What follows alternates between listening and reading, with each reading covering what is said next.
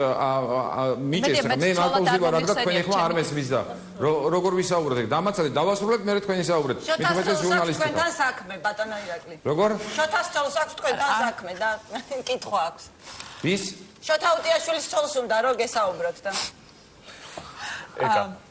ბატონო ირაკლი სერიოზულად იმედია როგორც ჟურნალისტი ესე მიყურებთ ამ მომენტში და არა როგორც ვინმე სწორს და ამაზე არ გავაგრძელებთ საუბარს. თქვენ თქვით, რომ ჩვენ გვჭირდება ფაქტები. როდესაც ხელისუფლებაში ყოფნის დროს, ოპოზიციაში ყოფნის დროს, თქვენ წინა ხელისუფლებაზე საუბრობდით, რომ ის აკონტროლებს მედიას.